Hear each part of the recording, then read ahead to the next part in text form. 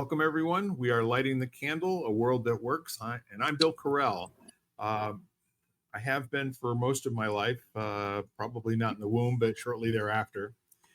And quite frankly, it's an interesting state because it's one that changes frequently. The me that I think I know doesn't seem to have a lot of durability over a long period of time. And I'm talking, 10, 15, 20, 30 years as things change. One of the things that I'm sitting here noticing today, being in the company of my two good friends, Jan Jeremias and Ken Caputo, is that when we speak to each other, and now we go back, I don't know if either of you have listened to one of the early podcasts, but I think that would be a hoot to go back and just look at the conversations we were up to about 3 years ago when we started all of this.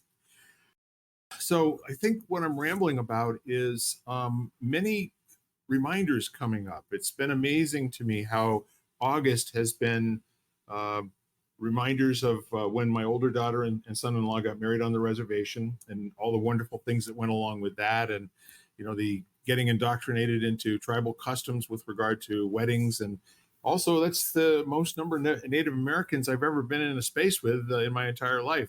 There's about 102 of those folks. And then there were my family members. So there were four of us that we would say are not Native Americans. It was marvelous. And we began many wonderful relationships there. Of course, daughter number two and her husband, it's their wedding anniversary in August also. So then there's the passing of two of my family members, my younger sister, Laura, who her 50th anniversary of passing was about 4 days ago. So for me, it's kind of been an interesting month, just kind of noticing ups and downs, and then getting an invite to reunite with old neighborhood cronies, and we haven't seen each other in pretty close to 50 years. So it's just a real out of the usual quiet month for me for everything except for reminders from old family get-togethers and family passings and that sort of thing. Does that make any sense?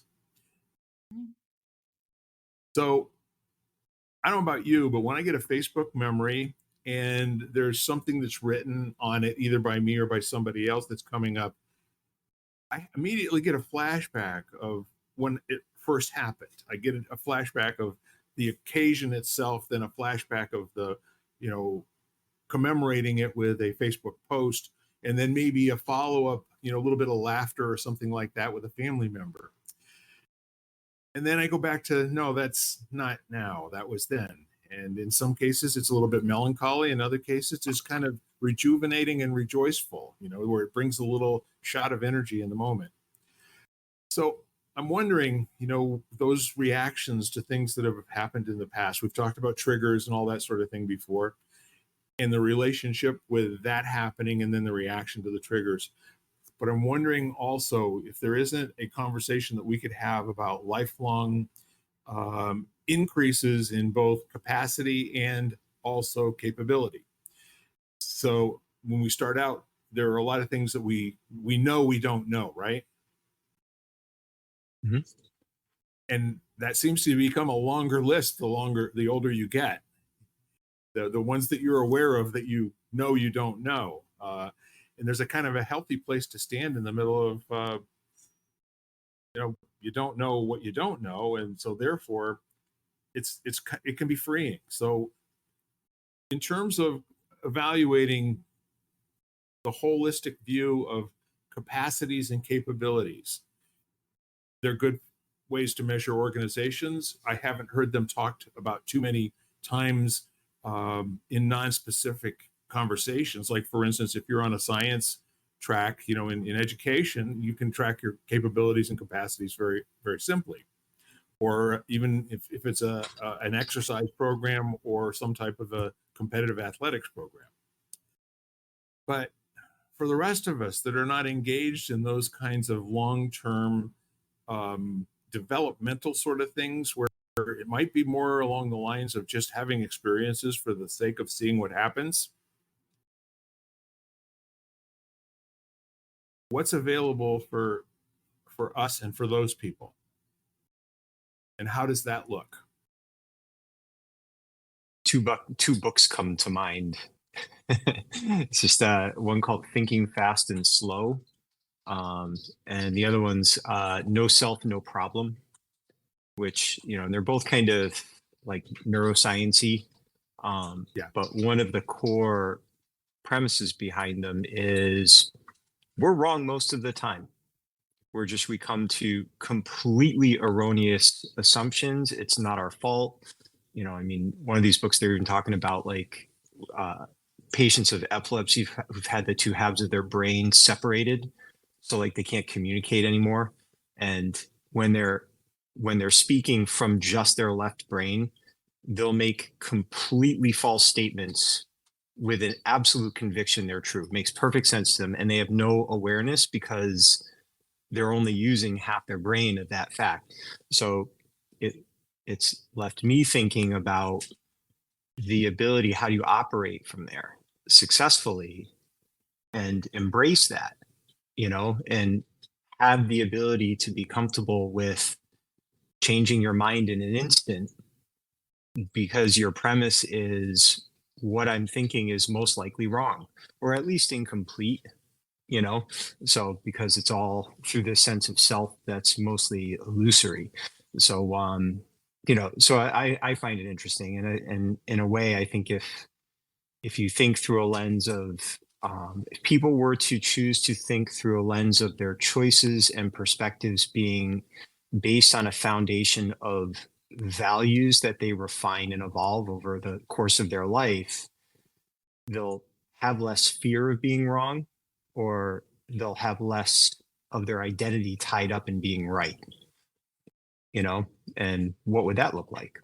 So they're interesting books, though.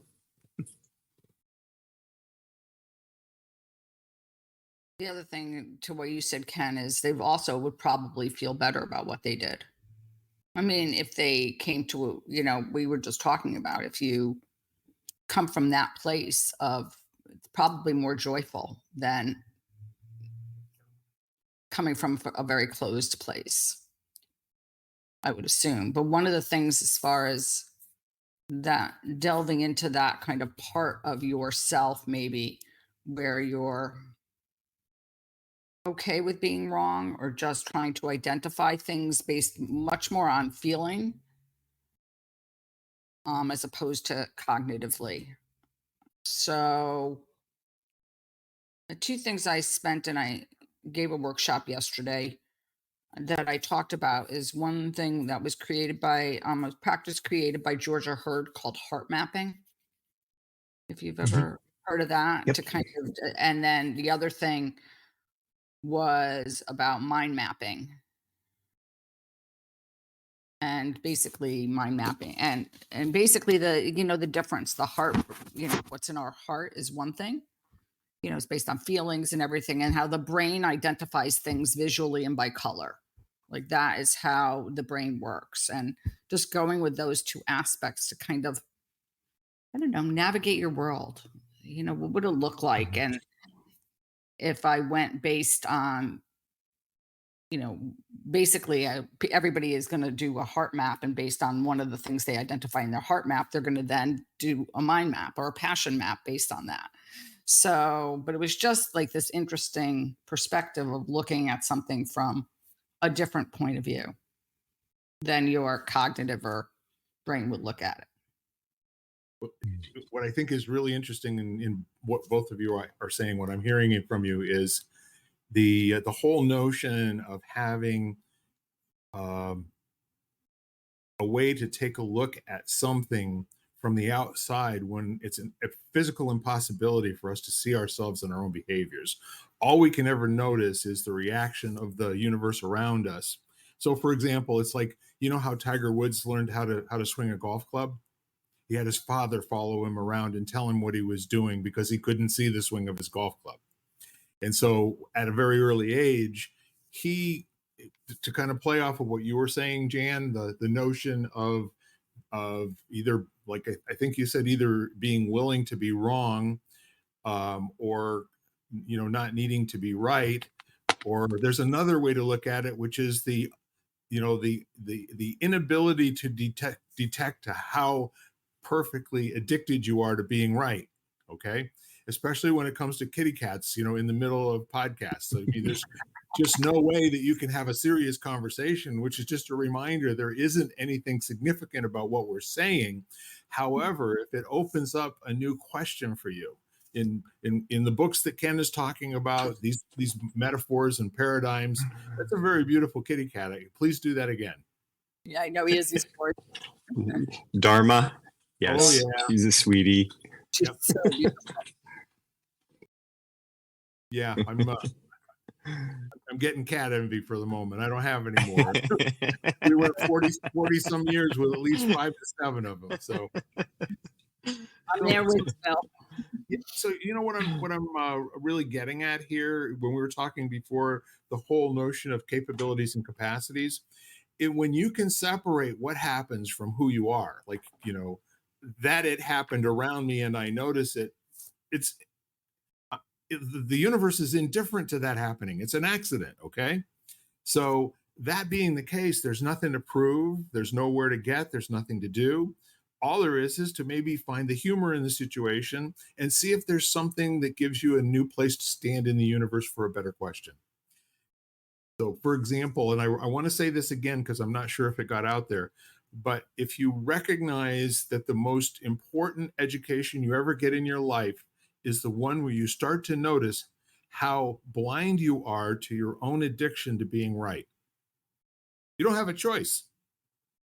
It's very, very fundamental in the wiring for the fight or flight or all the other models that have been developed. None of those are true, by the way. They're just different ways to language and experience that would be instrumental in allowing people to see something separate from their own identity and from their own experience so that it might be useful to them.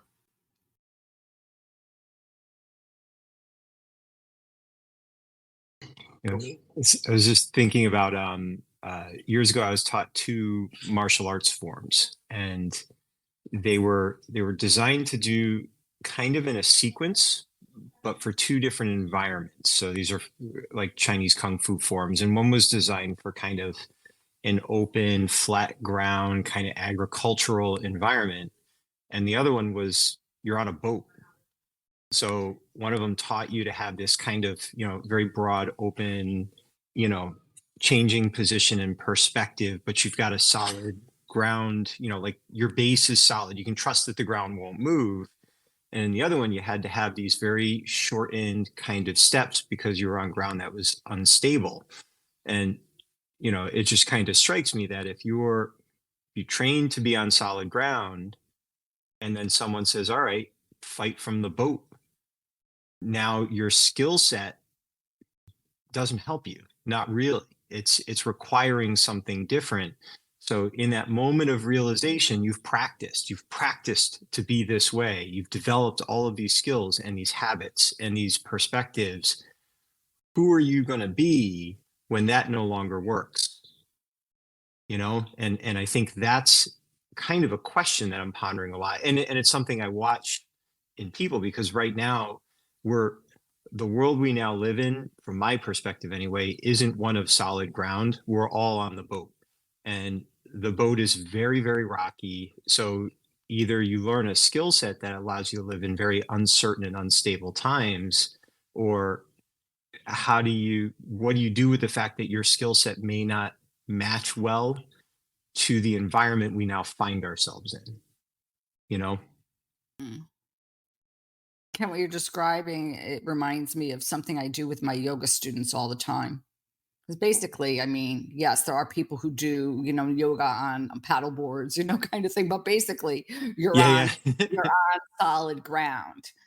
And one of the things that I do is I actually have my students stand on rolled up blankets and stuff, because it teaches proprioception and sort of like adjusting to uneven surfaces. And it happens to be that when you can do that and you get back on solid ground, you balance better.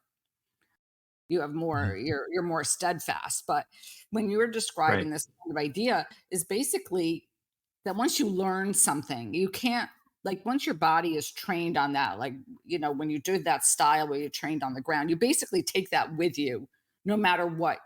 So you always Mhm. keep that skill set. And it may be buried somewhere beneath you, and maybe you have to recall it, but you have that skill set. And so that when you go into other circumstances, no matter what you do, it's not like you can take it out, it's there. And hopefully it will add to whoever you are in a different circumstance in some way. Maybe not obviously, Mhm. but you're using it in some form within yourself, and you navigate the world with that, maybe not at the forefront, but definitely as being a part of you. That would be a healthy way to handle it, but you may have someone else who's like, stop the boat, or let me Right. off the boat, or it's not fair that I'm on the boat, No, no, or absolutely. who manipulated me into being on the boat. This doesn't match who I remember when I wasn't on the boat, and those were the best times of my life, like all of those kind of conversations. So, Yeah. and it's No, just interesting when you're talking to people, yeah, like, do they look with curiosity as how to translate or evolve, you know the portion of the skill set that does, and let go of things that don't work, knowing that maybe they'll end up back on solid ground, and then they'll be even more skillful, but it's interesting. Like, you can't control the boat, but you control who you are, right. And I who you agree. choose to be. And I agree with you because you will get people, and you get people all the time who are like, I don't really want to be on this boat. Hmm. The funny part of that is that's almost everyone. Okay. Yeah. There are, and then there's the whole range, the whole rainbow of the ones who I can't let you know that I don't want to be on this boat, or I have to make this look like it's really working and fun. Otherwise, I can't stand being around here. But what I hear that I think is really powerful is everything that you become unconsciously competent with, if that becomes a habit, it's now a new point of stuckness in the universe. Okay. It's now the new normal, and what the normal does is it challenges your ability, and it stands in the way of your growth sometimes, especially if you are attached to what it took you to get that new habit, and you're still in that stage where you're noticing that you've got this recently generated habit. And again, it turns into Nietzsche's hammer and nail, right? He who is good with a hammer thinks everything's a nail. Sometimes your new habit becomes that, and it also gets in the way of maybe the inquiry you were in while you were generating the skills within the habit. So I keep coming back to a very interesting thing about human beings is that you have to interact with someone else in order to notice something about yourself.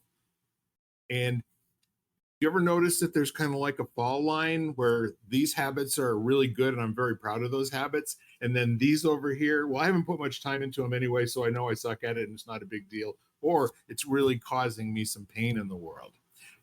All of the habits that got formed are ones that either replaced habits you've forgotten that you had, and once they have been replaced, they disappear and you don't even remember.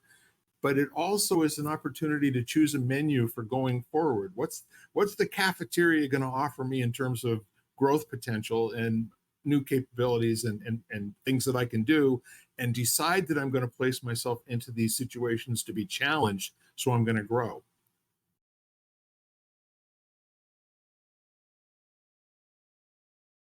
Here's the neat thing about what we're talking about. Our thrownness is to go back and refer to something in language that we already have, like how I do this with my yoga students, or what I've noticed, in martial arts, or all of that sort of thing. And then there's another level, that's out beyond all of that, where you can ask a question of somebody else, and it will generate the new paradigm to have the conversation in, which isn't necessarily a reflection of the expertise that you have granted yourself knowledge of.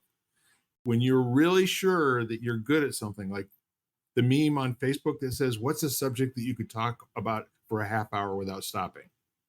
So people can make choices about that.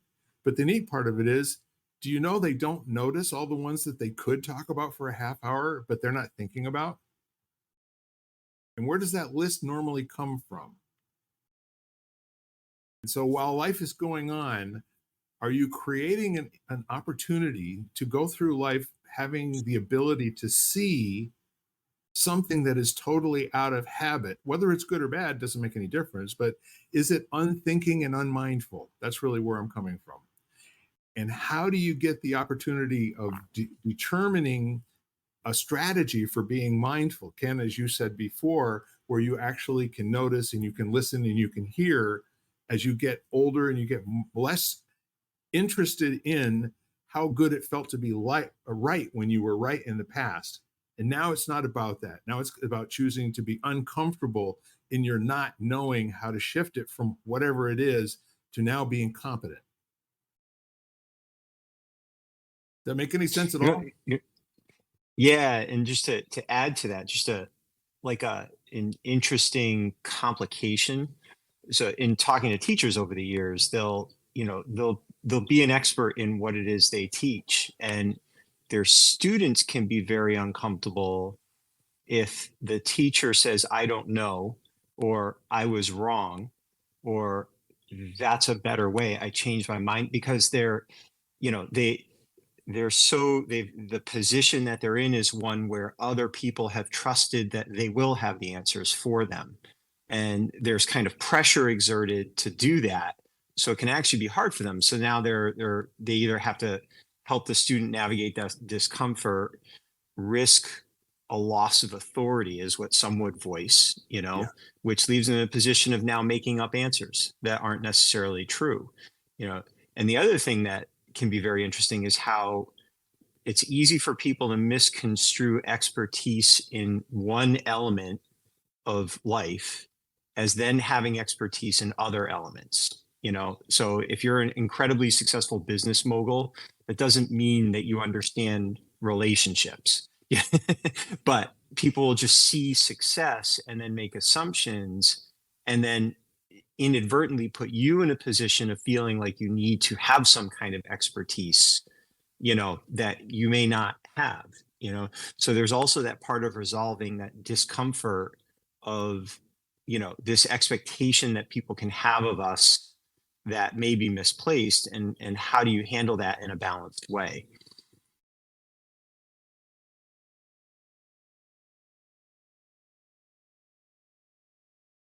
I'm waiting for your response, Jan, because your mind has been churning over there, and I'm wondering where you're getting to.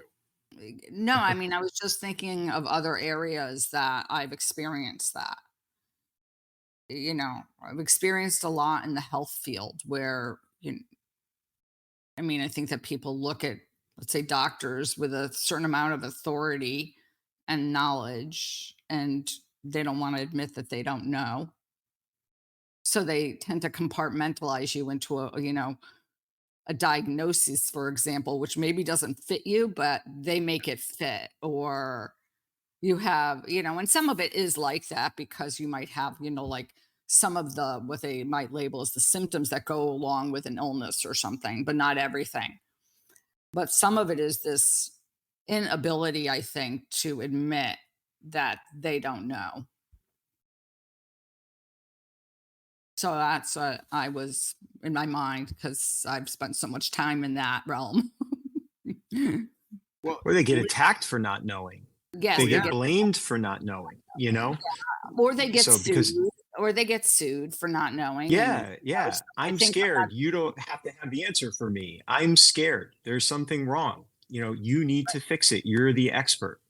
That's well, to go to that knowledge, and maybe even to what you said, Ken, is then people having to own or take responsibility on their end. yeah. So, is the other side of that, no matter what, is if you go to a teacher, is just being responsible for your own education and learning on your own, whether you have so maybe, just taking your responsibility if you're in health, if you're interested in your own health, taking responsibility for that. So you're not totally reliant on the knowledge of someone else. So there are some people that would, dead on 1000% agree with you, Jan. The greatest single human breakthrough is when you recognize it is your choice to take responsibility, Hmm. whether you do it or not. I mean, that's a different deal. But the very first thing that has to be put in place in order for people's lives to function is that for them to at least realize that there isn't someone else out there who's pulling strings, and there is no one with you while it's either working or not working. And when they finally get that and they start experiencing a little bit of desire to get some muscle in that area, like in all areas of their lives, where up to a certain age, and in some cases, I mean, it's going to be very, very different depending on what kind of home life someone has had till the time that they go through puberty and into adulthood. But the main thing is that there are people who live their entire lives and never are confronted with the choice or the notion of it is my choice to be responsible or not. And then if you choose responsibility, guess what? I mean, it's a really bad idea, okay? Because you're now open to all of the things that didn't upset you before because it was somebody else's deal. Someone else has got that handled, all right? It's not up to me. It ain't working, and I hate that, but it ain't up to me. So the neat part of all of this is that's the first thing is, and there's a new kind of a renaissance in terms of the first thing to take responsibility is make your bed, clean your room, pick something and make sure that it is something that you will from now on build upon, maybe a little bit in new areas each day. But the military the military view of it from the commencement speech that I heard was make your bed, and then Jordan Peterson says clean your room. Okay, and at least you'll have something that you did, that you accomplished physically in the world. You noticed it before, during, and after. For me, it's mow your lawn. I mean, that's one of the few things in life that I can actually start and finish within an hour and a half and be able to sit back and enjoy it afterwards by having either a lemonade or a beer or something. Almost everything else, I've made more progress today towards being in the middle, not necessarily close at all to the end, but it's a neat thing. So, in terms of having capacities and capabilities, as opposed to something being wrong, how about a question like, what's missing? What's missing and what would it make possible if it were taken care of?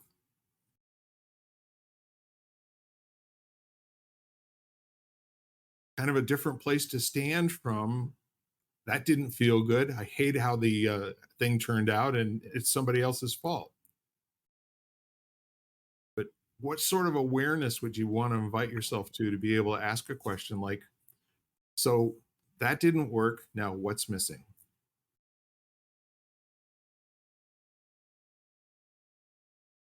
You hear the responsibility in that? That once you've identified what's missing, you can give that a shot.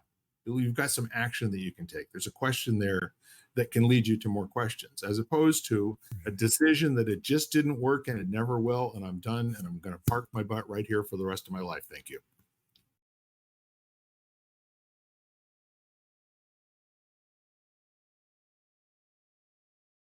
It was like the question, who do I choose to be in difficult times? Yeah. Because it's that, like you're talking about, there's that, that responsibility part, because you don't get to choose the difficult time, may not be fair, it or whatever, but what you do get to choose is who you're going to be, I was talking about this yesterday in my workshop regarding something, and I was saying that there was a time in my life where I went through something where I have to admit that I don't think I handled it with grace and ease. It was a really, really traumatic experience, and I crumbled. And I always looked at that as being some sort of I think I was very critical of myself for that. And then realizing, first of all, looking at myself with forgiveness and compassion was key. And realizing that at that point, I did a lot of second guessing, like I should have seen it, should have known it was going to happen, kind of thing. And then realizing that in the place that I was at that moment, I wasn't able to see it. And looking back, whatever, 20 years later, yes, it's, obviously much easier for me to look back and say, see it with a broader view. But at that point, I couldn't see it. Well, there's a neat thing that you're pointing to, although I don't think you're quite saying it yet, and that is that most people do a post-mortem on an outcome. It's like, what happened after all the work was done? Forget the work, just what happened, and you know, and why did it happen, and what's wrong with me, and what's wrong with them, and what's wrong with it, as opposed to, let me see, I kept track of what I did up to here. I didn't get the outcome I was looking for, and I'm certainly not bad and wrong because I paid attention. And I also know that every time you get up to bat, there's three different outcomes. You can hit the ball, you can walk, or you can strike out, or you might get hit by the ball. There's a fourth option. But one of those three things is going to usually happen. And the same thing happens when you enter a poker tournament. 350 people enter the poker tournament. They all know that only three are going to take cash home. And then they all try to second guess the outcome. See, if I had played this hand differently.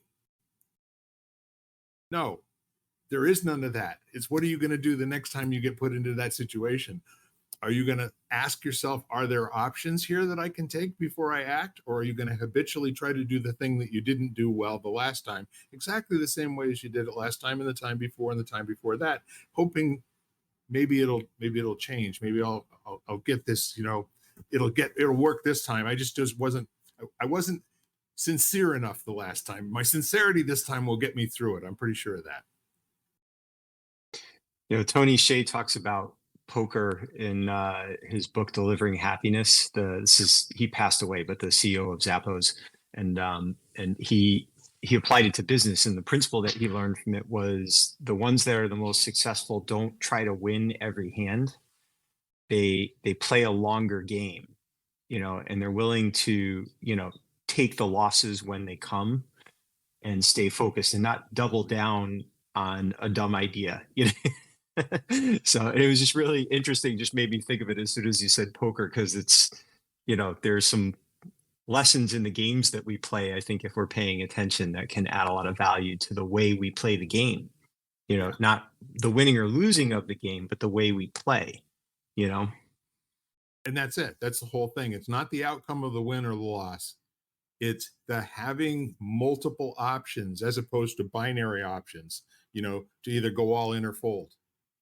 Well, maybe I could do a small raise here, And in business, it's a perfect fit in terms of a metaphor, because if you ever read Super System by Doyle Brunson, he says, I've lived my whole life and not gotten shot on a half dozen occasions because I always felt it was better to win a small pot than lose a big one. And that's how he was continuously able to come back and do it again. And I think business people operate that way too. It's better to have small gains than to do big, great things that consistently fail. And I think that most people who are looking for, I call them breakthrough junkies. It's like you get to that point in your business and you finally get a sale. And now you think it was because of something that you said. So the next 25, interviews with people are re-saying everything that you thought you said that worked in the first one, where you got a yes. And then you finally decide it's got nothing to do with you. It's got an awful lot more to do with the people on the other side of the table. And that maybe what you didn't notice that you did the first time was you listened at the right time.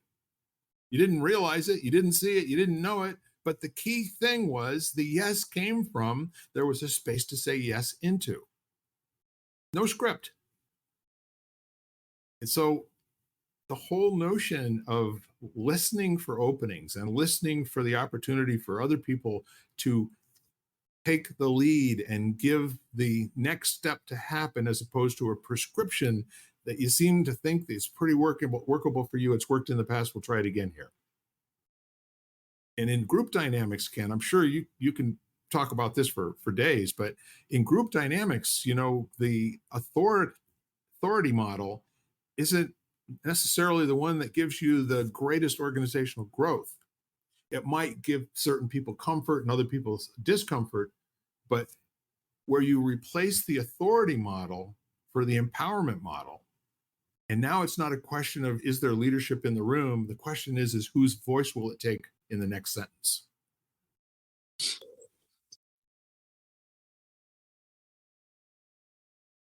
Yeah, it's interesting when I'm working with organizations, what they consider team building, like all of the models that I kind of introduce and teach on are really based on opening up pathways to understanding of themselves and each other.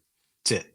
And then when you watch them literally strengthen as that understanding comes, there's these connections that occur because they're seeing each other differently, and they're seeing not only how they're different, but how those differences can actually be complementary. And it gives them a clearer paradigm of how to work together.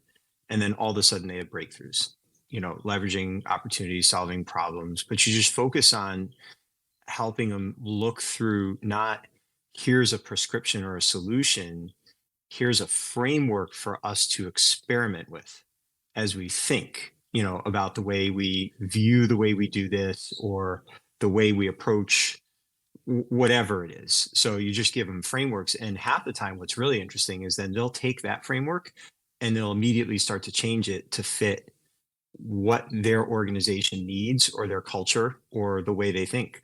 So you just give them a start point and then they just go, and then my job is to get the heck out of the way. But it's interesting how less stressful it is. And I've had people come up to me afterwards almost in tears about just having had years of being told they had to do it a certain way, or they had to work harder, this like kind of try harder, and it was just the thing that always loops through my head is just, people can come in and say, if you were more like me, you'd be okay. So instead of helping them figure out who they are and what okay means to them, they're superimposing, I'm successful, I've done this and that. And if you want to be successful too in your company or whatever, just do what I did. And sometimes that can be true, but other times it isn't, so it's very interesting. When you follow that roadmap, Ken, that roadmap is really good for you to know whether or not you're in the ditch or on the road. But more often than not, where you end up is not the same place with the person who wrote the map. More times than not, something has changed. The road doesn't go to the same place that it used to. There's things that are in the way, the bridge is out or something of that nature. And the really cool part of it is that a roadmap should give you confidence that somebody's done this before. And after that, now get ready for what happens. Now get ready for what life's really going to bring you, because that's where the fun is. Not sitting and crying because the map told you there was going to be a bridge here, but now there isn't. Okay, now what? What's the next thing? And, I adopted a teaching style early on because I noticed after I'd been so-called running my company for 2 or 3 years, there are only 5 of us. I mean, what's it take to run 5 people? I mean, there's no such thing. And I actually went away for a weekend, and I came home with a little different of an attitude. When people came to me and asked me questions after that, whether it was clients, vendors, or associates, instead of answering their question with what I thought the right answer was, I would ask them, what do you think? And they'd say, well, I don't know. And I said, well, okay, now what? And they said, well, why don't you tell me? And I'll say, well, I wouldn't tell you if I could. Now what do we do? And then later on, and this is something that I adopted when I was in manufacturing. It just came down to the code words, handle it, which basically said, it's okay for you to fail at this. Now go give it your best shot and see what happens. And come back and be ready to talk about it and say what worked and didn't work. But the whole notion of looking to the authority figure for the answer, which gives you no muscle, it gives you no struggle, it gives you no opportunity to actually internalize and take something in as a habit, which is what the succeeding and failing is all about. To hear somebody say out loud in front of another group of people, I wouldn't give you the answer if I had it. This is your question. You don't need my answer.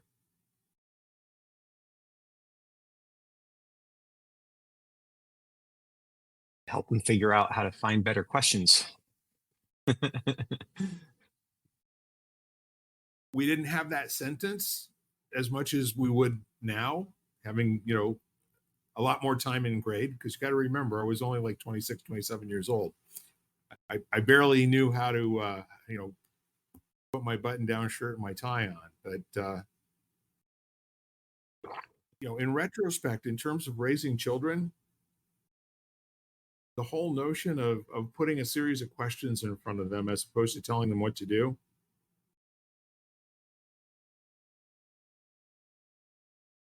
I finally got the message, when they were early teens and maybe 11 or 12 years old. And they came and they asked permission to do stuff. And my answer was, up until that point was either yes or no, right? But at some point I started saying, no, let's see what your decision making looks like. What are the merits of this? What are you going to get out of being able to do this thing that you're asking to do? And I want you to know that I'm preparing you. There's going to come times, when you're in high school and you're doing things, and I won't be there to make your decision for you. You're going to have to count on yourself, to look around, see what's going on, and make your choice. Now, they never thanked me for doing that. Not one time ever did they say, well, thanks, Dad, for not giving me the answer and training me how to make my own decisions. No, I think it actually pissed them off, to be honest with you. It was easier when you didn't make me stand here and explain what I'm by doing what I'm doing. But they both graduated from high school. They graduated without experimenting beyond, the point of maybe experimenting with a whole lot of different things. And they made it into their 20s successfully, where a lot of their peers and classmates didn't. And there's nothing for me to take any pride or ownership in that at all, because that was their accomplishment. They were the ones who made the series of decisions, this place, that place, and other places, to either do or not do. And now that they're in their 40s, it's a different conversation entirely.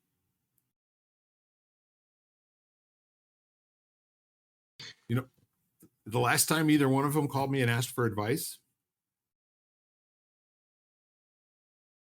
it's usually with something really big, like, what are my first steps to getting in a position to get a mortgage? It's not about what should I do. It's more like, where do I get the starting door for the process? And that feels pretty good when it works. A little exercise in compassion that's interesting. Decision making is one of the most brain intensive and depleting activities we can do. They do all these studies on how glucosamine gets depleted. And it's why, like, when you travel, you get so much more tired, because you have to figure all these things out, like where you're going, even which direction the shower knob turns. There's like all these things that your brain is put on autopilot when you're in familiar situations. You've got to put effort into figuring those things out, so every time you give someone, so like saying, hey, let's go out to eat here, it's much easier than to agree to that than if you say, should we eat here or there? For a lot of people, unless they have a pattern of making that choice and they have a reference space for it, that's going to be tiring. So by nature, we don't want to make decisions, because it's work, so it's interesting. I remember seeing it with little 5-year-olds, I holding up 2 pads, a blue one and a red one. And I noticed they're going through this line and they're getting a whack of pad. And whatever color I said first, that was the one they would hit 95% of the time. But then I had them come through the line again and I just said, choose, and they'd freeze.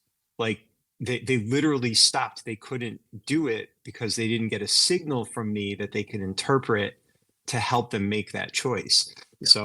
Yeah. So especially when you're working with, if you have children, don't forget to give them a little space for the fact that you're asking for them to apply. It's not just the difficulty of decision making. It's an investment in energy. And especially if they've spent their day trying to behave, like they've been sitting behind a desk for 6.5 hours in school, trying to do what they're done. They don't have enough willpower left neurochemically to do those things. So you got to give them space to recharge, give them some food, let them take a nap, let them, veg out, whatever it is they need to do to kind of, replete that, or you're just going to wear them out. Don't we have a opportunity to completely change that model? Take a 5-year-old and make them sit in a fixed position for 4 or 5 hours. That's cruel and unusual punishment. And what would be a Yeah. different learning model where they could maybe be in a Quester's Way type of a situation with different stations of things that they could encounter and get some mastery at and feel good about themselves many times during the course of the day. Yeah, no, it's funny. That's how we developed momentum learning. Part of it was we redesigned our entire teaching model around the idea of give them the information that requires the most brain power early on before they start to fatigue, chunk the class in a way that gives them the opportunity to kind of re-energize, and then let it be more experiential as you get further in. And so the less mind necessary, put that towards the end of the class when they have less mind capacity available to them. And I mean, we watched them, the kids learned, and adults too, they all just learned faster and they retained more. And all we were doing was just saying, I've been doing it the same way for 20 years. And there was one of those moments of, this is wrong. And I remember talking to other, especially martial arts teachers, who had all kinds of pushback. They were so offended because this is the way we've always done it. This is the tradition. This is the way I learned this way. My teacher learned this. Who do you think you are? So I was just like, I don't know. I'm the one that wants to see the students learn better. And I think this might help. So we experimented and found the best way for the time being. But there is great value, and and I'm not saying when you would know more as to when to do this, but in actually confusing the brain Oh, and yeah. having it do different things than it normally does. Um, there's great value in the whole research and study of neuroplasticity and the brain retaining its malleable or moldable, energy or Yeah. abilities, and doing simple things to kind of switch up normal daily things, which requires more brain power, more brain focus, and how that keeps you in that sort of that place where your brain has the ability to learn pretty well as you age. So, You're exactly right. We call that the block 3. So it's like, so experiential learning. The idea is that's where you test things to see how well they stick or don't. And it's interesting. Like, one of the things we've learned, especially when it's something new, it's figuring out for them, and especially if they're working with other people, where's the place where learning occurs. And that's when the sympathetic nervous system has to be in charge. If you give them too much anxiety or becomes too challenging, they're not learning, they're reacting.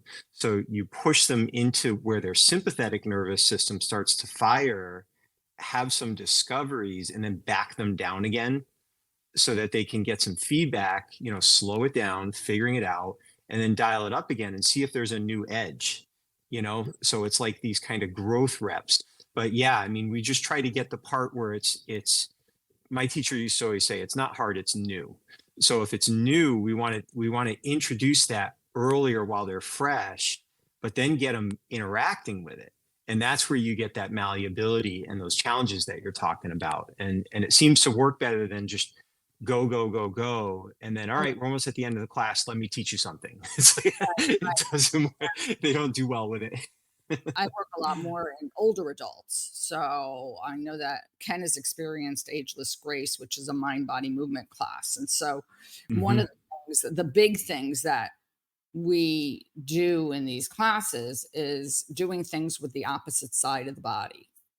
So normal things, and literally like confusing the brain, almost like your brain feels confused, and then you kind of release that tension by doing things that are almost very physical and very releasing to kind of rebalance, and then you go back and you add in another one. So you might do something as simple as tell everybody they have to like write their name in the air, um, and then write their name backwards or spell a word backwards, which is really challenging no matter what age. And everybody tends to go to their dominant hand of like, okay, I'm going to write my name with my dominant hand because that's natural.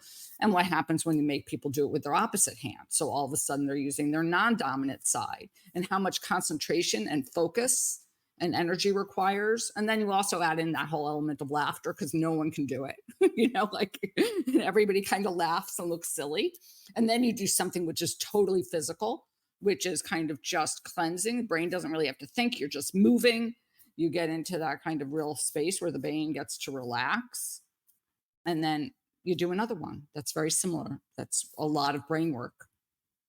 It's a really cool program. Yeah, that was a very fun. The way they structured it is really, it's awesome. Yeah. So, I mean, I go in now, I'm back to teaching 2 to 3 classes a week around the state. So, but it's fun. The other day, this woman said, "You really love what you do, don't you?" Because I was having the best time. I was like, it's good music. Usually I get to choose the music. So hope it's good music. So we're going, I think, really in a really great direction with regard to the original topic. And in terms of applying it to children and to adults, I mean, I've seen it more with adults because I've worked with adults more than kids. But when you're talking, Ken, about any tradition or any type of education system, they're all set up linear. They're all set up to accomplish this, then accomplish that, then accomplish this, then accomplish that, then accomplish this, then accomplish that. And if you were working with one student at a time, that may or may not have, a good outcome generally for a larger group of people. But if you're dealing with 15, 18, 20, or 30 people at a time, where they all have to learn this and then learn that, and then learn this and then learn that, it's not anywhere near as successful, which is when we start dividing people up according to this. It's not actually a scientific phenomenon. The whole intelligence quotient thing is an explanation for why not everyone responds to the same teaching in the same way.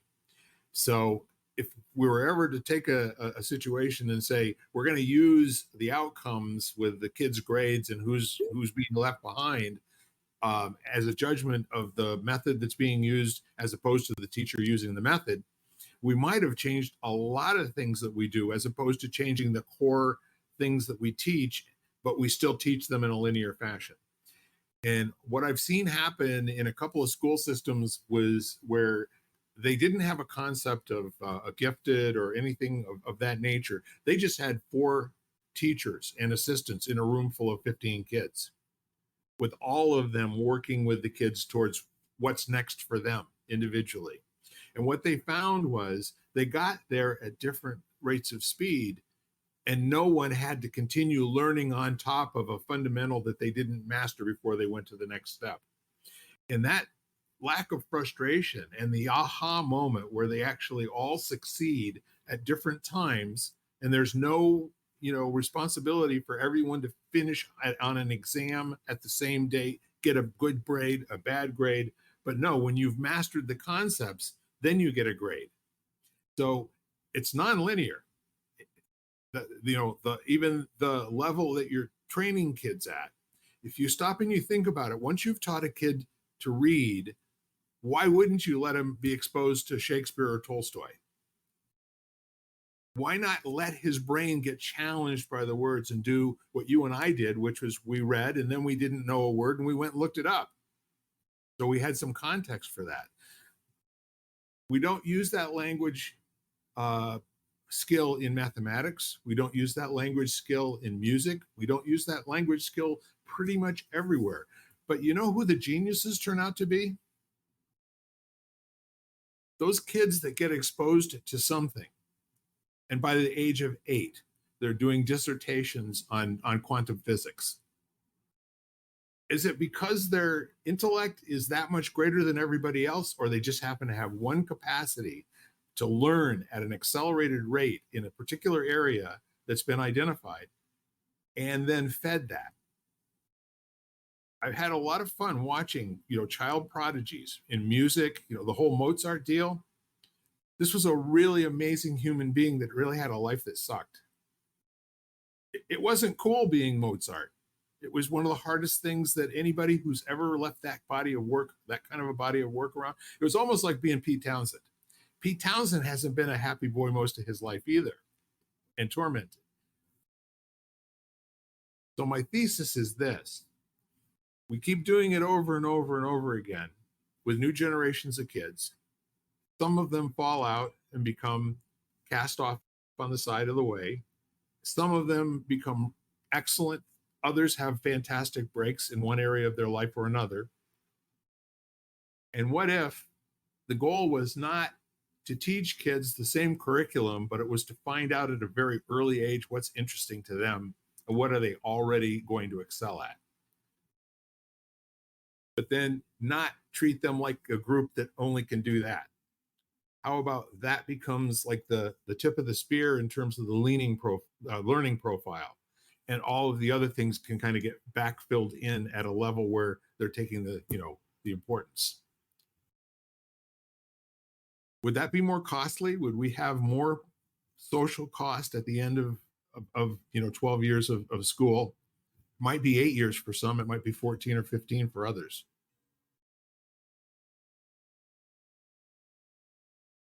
Well, yeah, I mean, you have, I mean, for learning to occur, there's got to be some variables that need to be flexible. And, and the challenge with that is when you're thinking in terms of scale and creating a consistent and predictable model at scale, and also making sure that there's accountability mechanisms in there, because humans are humans, and the people that you're become the custodians of that process are going to have varying degrees of skill and also their own biases. So, you'd see it in martial arts. It's, I mean, if someone says, I don't care how well you can move your body in a form, if you can't take a full blown punch in the face, you're not worthy, So, so it doesn't matter what your curriculum is now. They have a personal assumption that they're going to weave into the learning process for everyone that comes through. Some people will resonate that with some people. So you have to account for that and make sure that those flags pop up in a way where, you can make sure that you're creating, a consistent environment. But, the other thing is, this is always the question with education, why are they going through 12 years of schooling? What is the actual outcome? And that, I think that you would find that there is very little agreement on what the outcome is. So again, that becomes a significant challenge to scale. If you decentralize it, what type of humans do you get coming out the end of that pipeline, and how equipped will they be to become part of a larger community that shares different skills and belief systems from them? Have you actually prepared them for that? And is that partially what we're experiencing now with polarization? People are very clear on what their beliefs, values, and the things they learned. But that can be very different, if you're in the Midwest versus a urban city. It's just different. I mean, different experiences, different ways of moving through the world, all that kind of stuff. So it's very complex. And clearly, just because you're in one of those two different places doesn't mean they're homogenous in those places. No, there's a bell curve everywhere, no matter where you go. Oh yeah, So absolutely. let's stay with the martial arts for just a minute. Martial arts, in my opinion, is more like a one-room schoolhouse in the thing that works, that no matter when you sign up, there's no pressure on you to perform or get to any level of belt any faster than you're able to get there, That is untrue. Well, I will hang stop you on. right there. No, Hang no. on. Let me explain. I haven't made my point yet. So please Oh, listen okay. All right. to do that before you refute what I haven't said. No. There's just some information you're missing, but go ahead.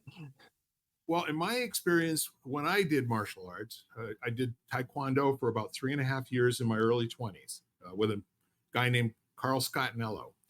And his method of teaching was we would do forms together and all the rest of that, and we'd be taught, and he would model the forms, but then the red belts and the lower belts would also do that as well. So as time went on, if 3 of us came into the class at the same time, there was no pressure for any of us to make a belt within 90 days or 30 days. We made it when we made it. And the fact that we all made it at different times was not a big deal, because some people would get to brown, faster than other people would get there. And then some people would get to red faster than other people would get to brown. So what I was trying to say to you before was the method, it wasn't linear. The learning is linear. Like Tolstoy will always be Tolstoy through every generation. Your ability to understand it, your ability to articulately, feed back on it, and then your ability to turn around and teach it to somebody else comes as a result of a period of time. Like, for instance, when you become a black belt, does that mean you're not necessarily going to go start your own dojo? That's really not what you're selling, is it? No. Okay. So in terms of how that represents an opportunity to be different than a regular public school system, which was where I was going. Now, I'm more than happy to hear about how there are time limits that are placed on students that come in. Yeah, no, they've moved towards the industrial public school model where the curriculum is on a rotating curriculum. So basically, what is taught in each class is that is taught, and you're promoted based on time. So so it's a 0 to 3 year. You get your black belt, and they'll do some remedial work with if you can't keep up. But it doesn't matter how well you've understood something, you're going to get the next chunk of material. So they fixed the time to make it easier for the teacher to teach curriculum, and then it's on the student to retain that curriculum. But you're progressing. It's not even testing. You have graduations. So and a graduation isn't based on skill, it's based on attendance, pretty much. So so even in that world, I agree with you. Like the way we teach is, I mean, some students it takes 3 years, some it takes 10. It's so there's a progression, but a lot of flexibility in time. But there are other schools that have reversed that and make that, they make that for whatever, and they have their reasons. They're looking for a different result, which is make it easier for one person to teach groups. Again, they're trying to solve the scale conundrum, and that was the model they used. We're completely on the same page. Thank you. And I am aware of teaching schools that do not follow the model that you just talked about. And I don't believe that there's anyone who traditionally, going back 30, 40 years ago, would have ever predicted that you'd have to put this on a on a calendar for people to produce, or they quit.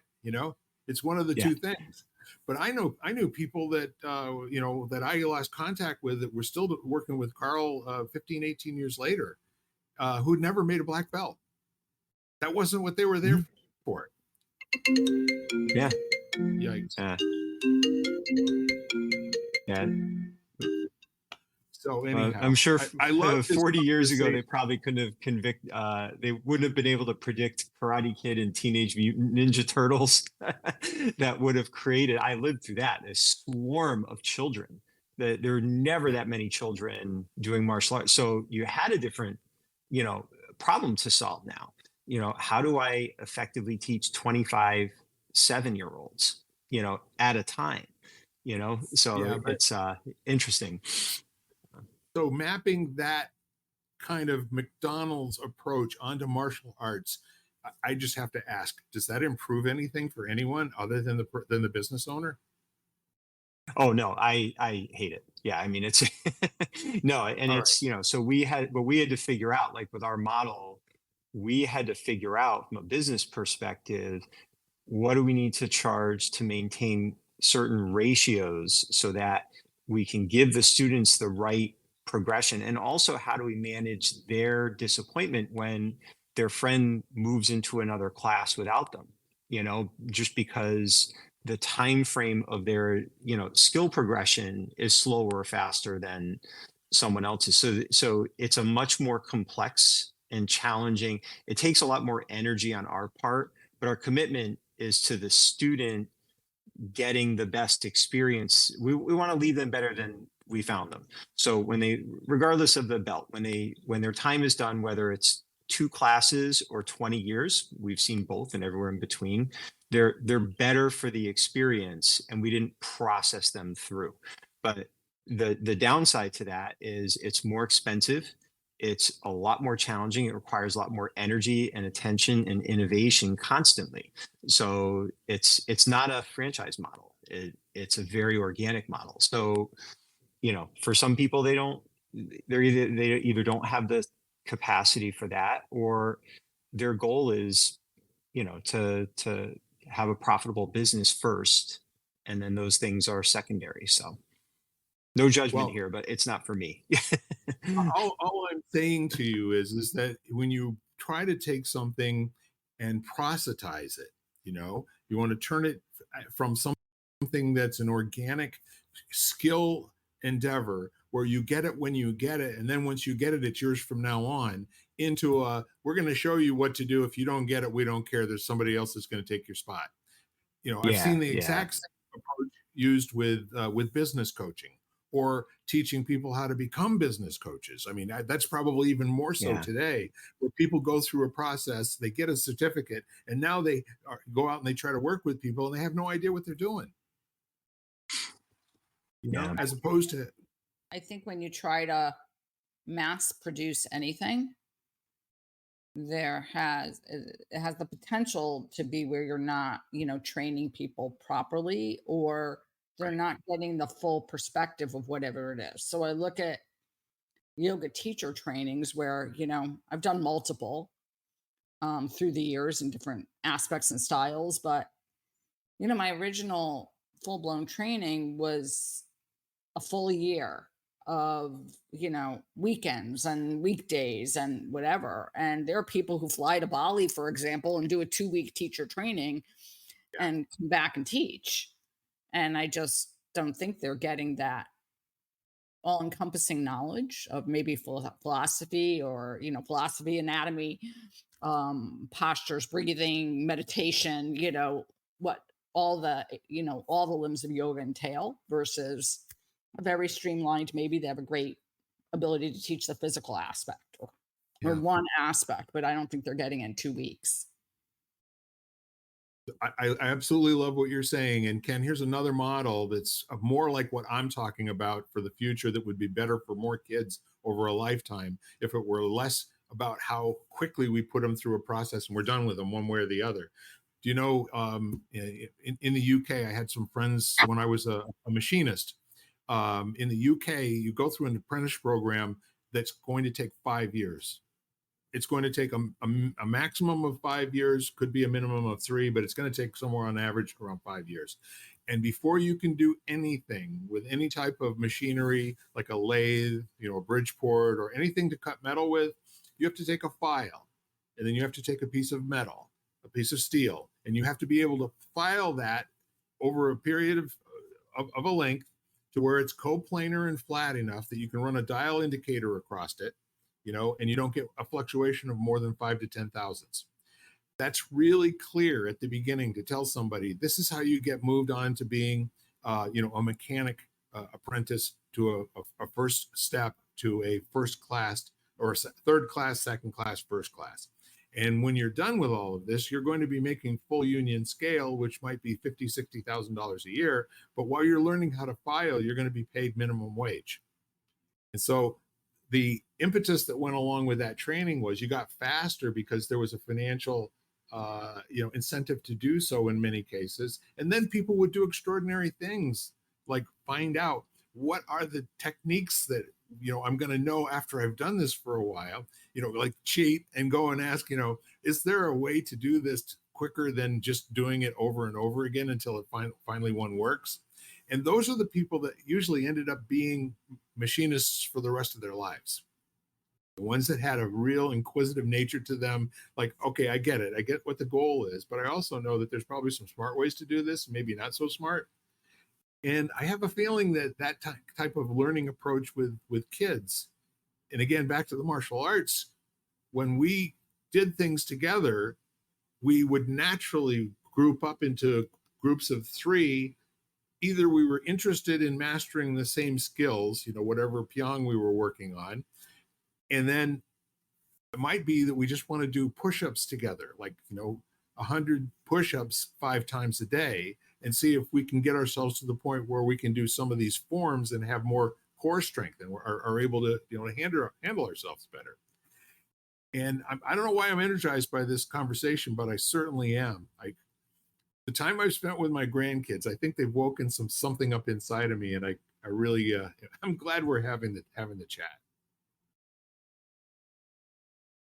So that's been what I've been working on for 30 years. It's just, how do you, help people refine their ability to learn, and how do you create, systems that allow people to learn in a way that will be supportive of who they're choosing to be as they move through the various stages of their life, and it's complex. It is very complex because it's such a human-based thing, and we're all so different, in so many ways. So finding that, it's the scale thing, like one-on-one, not it's one thing, but just thinking it through at scale is just fascinating me, unraveling that knot. Yeah. So I know we could go on with this line of thinking all day long, but I had to make a choice early on when I started doing consulting, and when I started doing computer type stuff at scale. I realized that I could make desktop units in a large quantity and probably make somewhere around 25% gross profit margin on all of them. And I could sit down and I could do the math, and that would tell me what size business I would have to have, how many people would be assembling, testing, and all the rest of that sort of thing, installing, training, and what have you. Or I could shift my focus to being the best service provider and having people buy their equipment someplace else, and then take on large organizations and help them through the processes and all the things that we're talking about, the things that they don't know with regard to firewalls and security and, just policies and procedures and what have you. And the numbers looked really awesome to me, and I was pretty sure I couldn't do it when I first decided to take on larger businesses. They're now going to expect more from me. And it's the same kind of a thing for a teacher. As Anthony Robbins went along, he started off and everyone could buy the 30-day, Awaken the Giant Within and all the rest of that sort of thing for $79.95 or whatever it was. And then before you know it, you're going to Fiji with him for a week, and that's $10,000 for the first weekend. So in terms of the scale part of it, I think he found it more rewarding working with rich people than he did with masses of people that could only afford $79.99. Although he's gone back there several times throughout his career, including now. I think he does an awful lot of mass stuff to build the farm. But anyhow, Jan, thank you very much for allowing me to just drone on. I appreciate that. And anything else to say, guys, to kind of wrap this up? Well, I'm good. No, this was fun. All right. Well, everyone,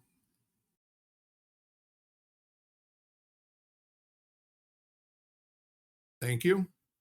And I'm going to leave you the same way that I always do, and that is to request that you go out, let somebody in your life know that you're really glad that they're here. Text, phone call, email, knock on their door, whatever it takes, but please let somebody know that your world works because they're here.